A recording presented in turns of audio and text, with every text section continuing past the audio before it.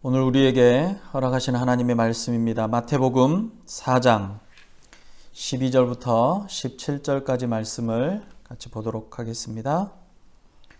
합독합니다. 예수께서 요한이 잡혔음을 들으시고 갈릴리로 물러가셨다가 나사렛을 떠나 스불론과 납달리 지경 해변에 있는 가버나움에 가서 사시니 이는 선지자 이사야를 통하여 하신 말씀을 이루려 하심이라. 일러스되 스불론 땅과 납달리 땅과 요단강 저편 해변 길과 이방의 갈릴리여, 흑암에 앉은 백성이 큰 빛을 보았고 사망의 땅과 그늘에 앉은 자들에게 빛이 비치었도다 하였느니라. 이때부터 예수께서 비로소 전파하여 이르시되 회개하라, 천국이 가까이 왔느니라 하시더라. 아멘. 무슨 일이든지 시작하기 좋은 때가 있습니다. 잘 계획되어진 일들이 형통하게 이루어진다면 이보다 더 좋을 수가 없을 것입니다. 계획했던 이 일의 결과를 확인하고 잘 되어진 부분과 또 안 되어진 부분을 확인하고 나면 새로운 마음이 생기기 마련입니다. 그럴 때 우리는 다짐하게 됩니다. 다시 새로운 계획을 세우고 그 계획들을 이룰 수 있는 방법을 찾게 되는 겁니다. 지난 한 해 일들을 뒤돌아보며 잘 마무리하고 새로운 해를 맞이하는 일은 지혜로운 자들의 삶이라고 할 수 있을 것입니다. 지혜롭지 않거나 계획적이지 않는 사람들이라도 계획적인 사람들로 만들어주는 때가 있습니다. 바로 지금 같은 시기입니다. 매일 30분씩 달리기를 하겠다.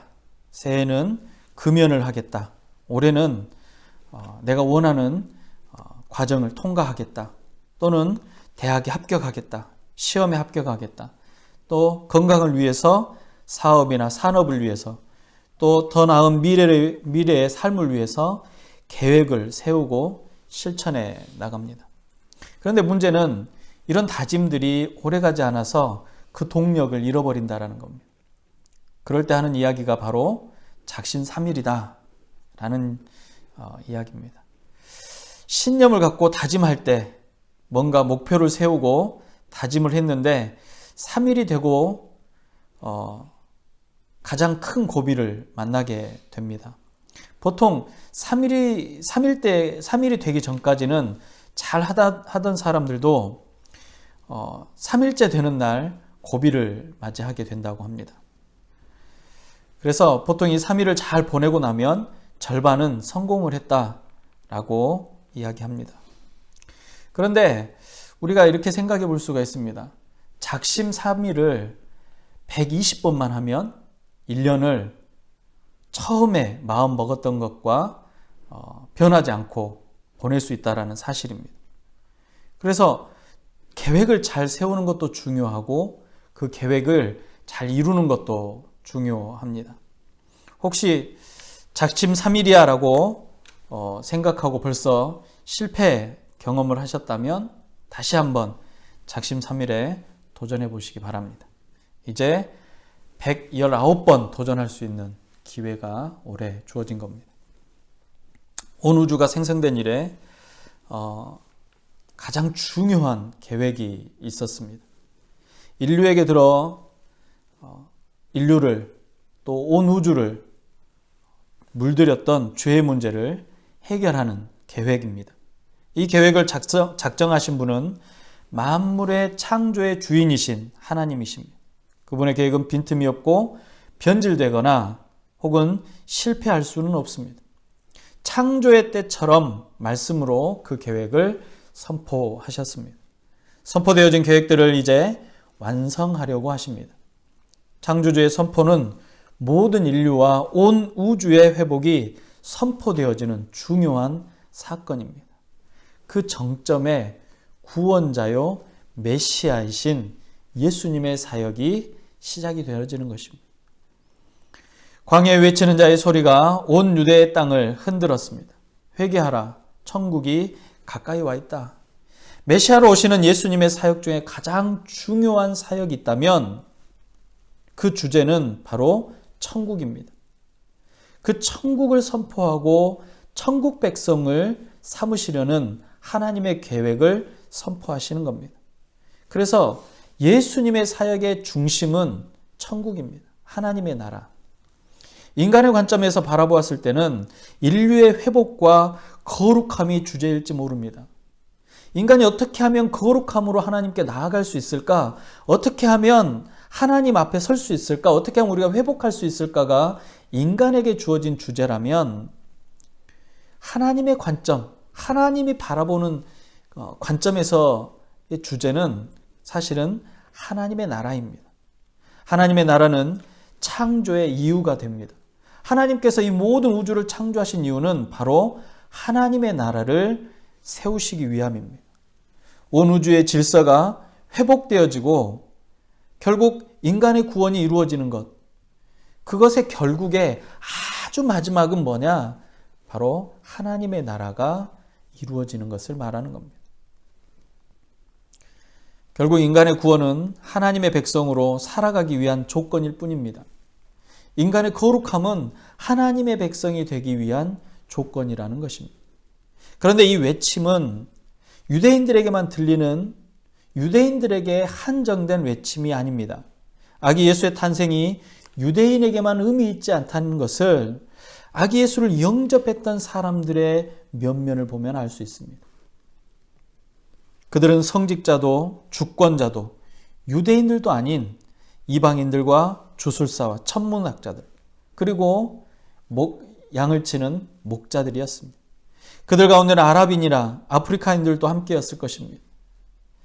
예수님의 탄생은 이처럼 하나의 민족이나 하나의 나라, 하나의 종족에게 국한된 사건이 아니라 모든 열방에게 선포되어지는 회복의 사건, 회복의 시작입니다. 하나님의 나라, 천국이 이제 가까워졌습니다. 그런데 이 하나님의 나라는 어떤 사람들이 들어갈 수 있는 나라입니까?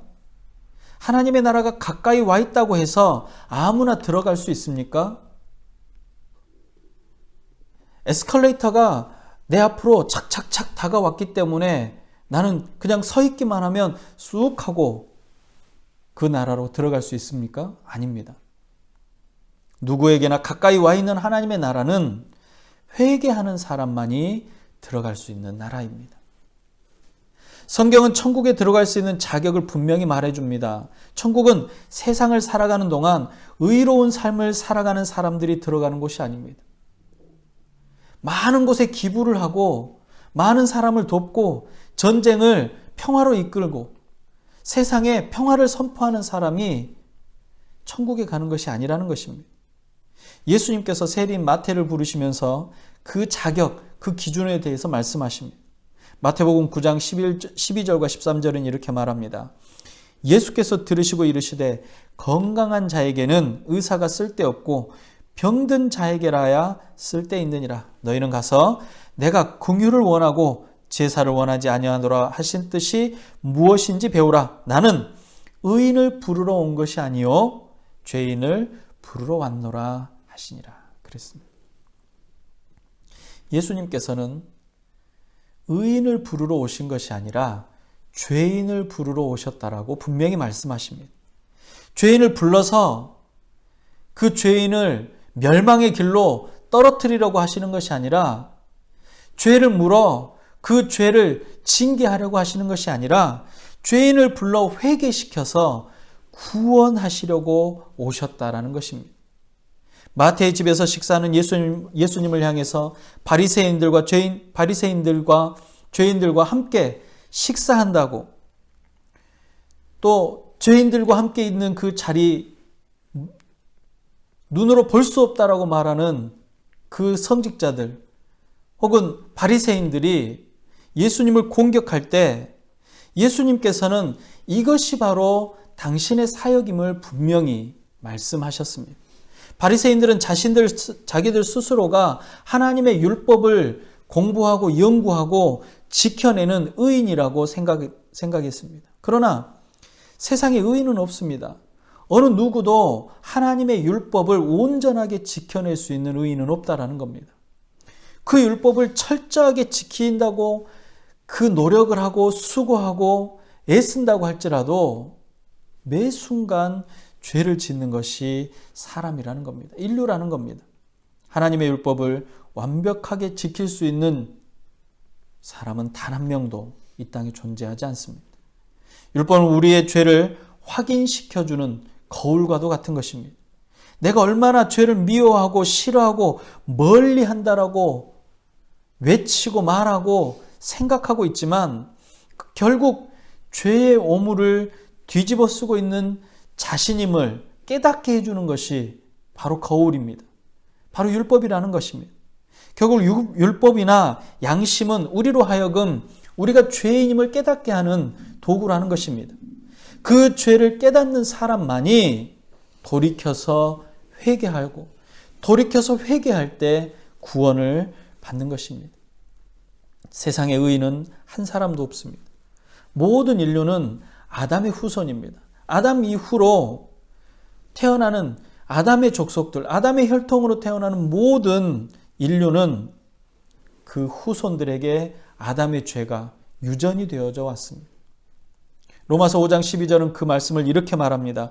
그러므로 한 사람으로 말미암아 죄가 세상에 들어오고 죄로 말미암아 사망에 들어왔나니 이와 같이 모든 사람이 죄를 지었으므로 사망이 모든 사람에게 이르렀느니라.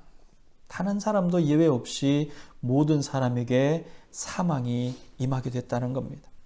아담의 후손이 아닌 사람이 없기 때문에 모든 인류는 죄인입니다. 그런데 여기에 예외적인 상황이 벌어졌습니다. 두 번째 아담이라고 부르는 예수님의 탄생입니다. 동정녀 마리아의 사건입니다. 예수님께서는 아담의 자손이 아닌 영원전에 이미 존재하셨던 독생하신 하나님입니다. 성령의 권능으로 세상에 태어나신 분입니다. 예수님께서는 죄의 유전으로부터 자유롭게 태어나셨으며 율법과 양심의 법으로부터 온전하신 분입니다. 예수님께서는 하나님의 나라에 들어갈 수 있는 유일한 조건을 갖고 계신 분입니다. 하나님의 나라가 만들어졌고 사람을 창조하셨는데 그 사람이 범죄합니다. 하나님의 나라에 들어갈 인류가 없습니다. 그런데 예수 그리스도의 탄생은 하나님의 나라의 문을 여는 시작이 된 것입니다. 예수님을 제외하고 어느 누가 동일한 조건을 가질 수 있습니까? 율법의 의로나 양심의 의를 이루어 하나님의 나라에 들어갈 수 있는 사람은 세상에 단 한 사람도 존재하지 않습니다. 다만 유일한 방법은 오직 믿음으로 얻을 수 있는 의입니다. 누구든지 예수를 믿으면 그리스도와 하나가 되어 하나님 앞에서 예수 그리스도와 동일한 의인의 법적 자격을 얻게 된다는 것입니다. 그 말씀을 로마서 5장 17절부터 19절까지 사도 바울이 아주 자세하게 설명을 합니다. 한 사람의 범죄로 말미암아 사망이 그 한 사람을 통하여 왕노릇하였은즉 더욱 은혜와 의의 선물을 넘치게 받은 자들은 한 분 예수 그리스도를 통하여 생명 안에서 왕노릇하리라. 그런즉 한 범죄로 많은 사람이 정죄에 이른 것 같이 한 의로운 행위로 말미암아 많은 사람이 의롭다 하심을 받아 생명에 이르렀느니라. 한 사람이 순종하지 아니함으로 많은 사람이 죄인이 된 것 같이 한 사람이 순종하심으로 많은 사람이 의인이 되리라 라고 말씀하십니다. 성경은 예수 그리스도에 대한 믿음의 유일한 길은 회개를 통해서만 가능하다라고 말합니다. 그렇기 때문에 회개하는 사람만이 하나님의 나라, 천국 백성이 될 자격을 얻을 수 있다라는 것입니다. 하나님의 나라, 천국 백성이 될 자격을 얻는다라는 것.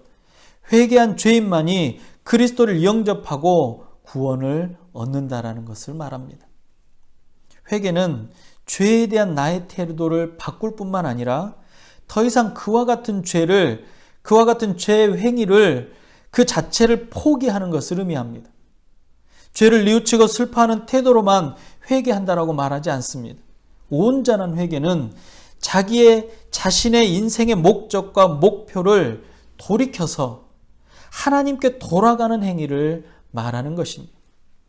그 인생의 방향이나 행동의 목표가 완전히 세상으로 향해 있다면 진정한 회개라고 말할 수가 없습니다.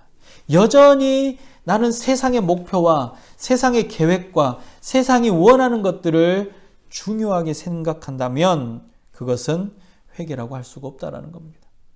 인생의 목적과 목표가 세상을 사랑하는 것이며 나를 사랑하는 것이 바로 죄의 근원이기 때문입니다. 그렇기 때문에 회개하는 사람은 반드시 하나님을 향해 돌아서서 담대히 삶을 살아가는 것입니다. 사실 우리는 우리의 죄의 개수나 크기나 분량이나 또는 질량적인 부분만을 생각할 때가 많습니다. 그렇기 때문에 그런 죄의 문제를 해결하기 위한 노력이지만 결국 제자리 걸음을 할 때가 많습니다. 어떤 사람은 죄를 100개를 지었는데 나는 50개만 지어서 나는 괜찮습니다. 나는 의롭습니다. 라고 말하려고 합니다. 그러나 죄를 100개를 지었든 50개를 지었든 1개를 지었든 죄를 짓는 순간 우리는 죄인이며 거룩할 수 없다는 사실을 알아야 합니다. 회개의 시작은 바로 예수 그리스도를 믿는 것입니다. 그 믿지 않는 믿음에서 믿는 믿음으로 돌아서는 것을 말합니다.